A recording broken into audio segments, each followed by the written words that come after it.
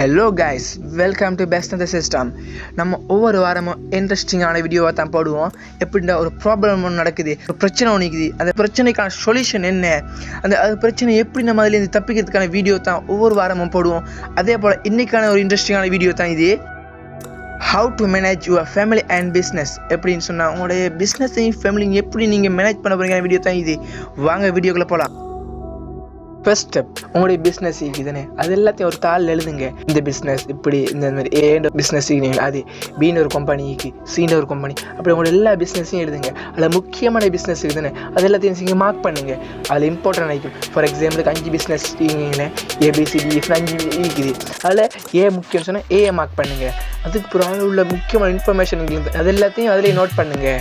ஏன் இப்போ எழுதுன்னு சொன்னால் ஹியூமன் சைக்காலஜியில் சொல்லப்படுது என்ன தெரியுமா, இப்படி நம்ம ஒரு விஷயத்தை நம்ம இம்பார்ட்டண்டான விஷயத்தை நம்ம எழுதும் போது நமக்கு புது புது ஐடியாஸ் உருவாகும். அது மட்டும் இல்லாமல் நமக்கு மறக்காது, நமக்கு ஒரு சிந்தனை தோன்றும். அதை நம்ம அங்கே எழுதுறது இன்ஃபர்மேஷன் நம்ம பண்ணால் அதை எழுதுறது, அப்போ நமக்கு அது மறக்காமிக்கும். அதனால் முதல் ஸ்டெப் ரொம்ப இம்பார்ட்டன்டானது.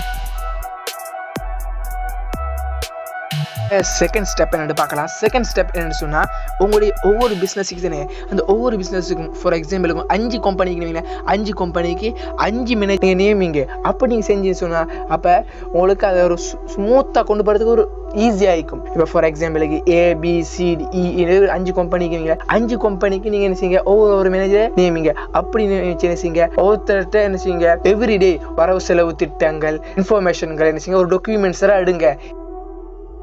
அடுத்த ஸ்டெப் என்னன்னு சொன்னால் அவர் அனுப்பின இன்ஃபர்மேஷன் நீங்கள் தானே அதை சரி பாருங்க. எப்படி அவர் அனுப்பின இன்ஃபர்மேஷன் சரியா, அதில் ஏதாவது மாற்று கருத்துக்கள் இருக்குதா, இப்படி வேற விஷயங்கள் இருக்குதா இப்படி பாருங்க. அதில் மெயினாக என்ன பணம் சம்பந்தமான விஷயங்கள், அதுக்கு நம்ம என்ன செய்யலாம், ஆட்டோமேட்டிக் டவே சிஸ்டம் அதை பயன்படுத்தி அந்த பண சம்பந்தமான விஷயங்களை நம்ம பார்க்கலாம். அதை வச்சு நம்ம என்ன செய்யலாம்னு சொன்னால் எவ்வளோ டிரான்சாக்ஷன் நடந்துக்குது, பரிமாற்றம் நடந்துக்கிட்டு பார்க்கலாம். இது நம்ம கஷ்டமாயிடுச்சு சொன்னால் ப்ரொஃபஷனலாக கூட்டி வந்து அவங்கள வச்சு என்ன செய்யலாம், நமக்கு சரி பார்க்கலாம்.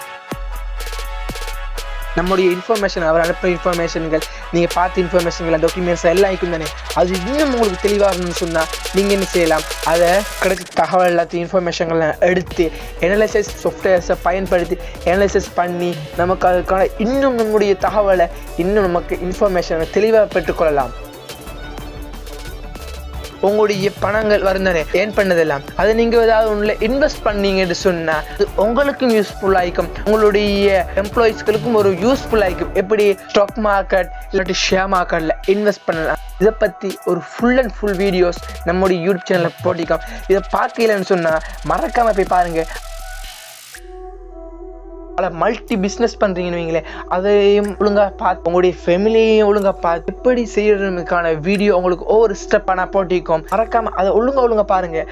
இன்னும் நம்ம வீடியோ லைக் பண்ணலையா, மறக்காமல் லைக் பண்ணுங்கள். அது மட்டும் இல்லாமல் சப்ஸ்கிரைப் பண்ணாமீங்களா, மறக்காமல் அதையும் பண்ணிடுங்க. தேங்க்ஸ் ஃபார் வாட்சிங்.